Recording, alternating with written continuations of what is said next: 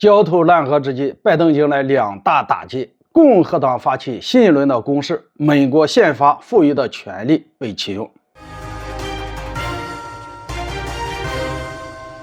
大家好，我是薛玉华。24小时以内，美国总统拜登迎来2连击，瞬间将其拖入焦头烂额的境遇。根据美国媒体报道，近日，美国田纳西州共和党议员安迪·奥格尔斯以涉嫌保护家族利益、免受国会监督为由，弹劾美国总统拜登。一天以后，美国科罗拉多州众议员劳伦·鲍伯特以滥用职权和玩忽职守弹劾拜登，声称拜登必须免除总统职务。短短24个小时以内，共和党派出2名大将，先后以多项罪名指控了拜登。这一波攻势不可谓不凶猛。面对共和党的攻势，拜登也没有办法，只能见招拆招。毕竟，美国宪法赋予了美国国会众议院弹劾总统的权利，而这些共和党议员正式控诉拜登，也只不过是在行使宪法的权利。我们把话说回来，这件事怎么看呢？我认为这是美国两党之间内斗升级的外在表现。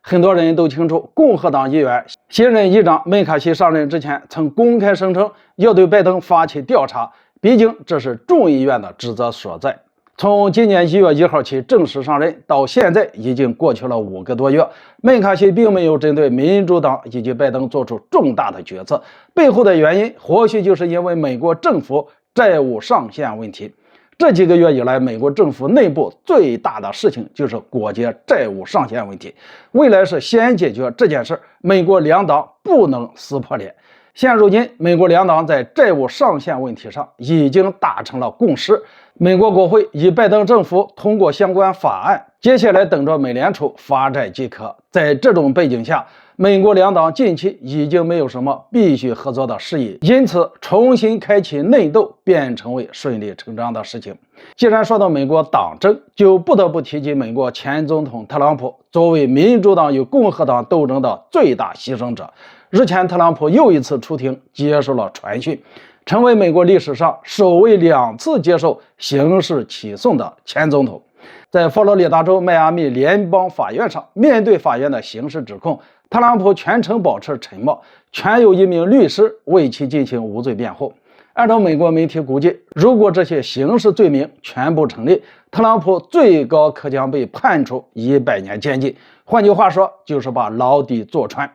有意思的是，特朗普出庭的第2天就是他77岁大寿，结果却在前一天被传唤到法庭接受刑事审讯，这口恶气估计很难咽下去。对此，特朗普已经强调，如果在2024年再次当选美国总统，他一定会任命特别检察官追查拜登以及整个家族。从特朗普的誓言来看，显然被民主党以及拜登的政治清算惹火了。只要未来能够重新当选，今天拜登对他所做的一切一定会以牙还牙，加倍的偿还。好了，今天就说到这里，咱们下次见。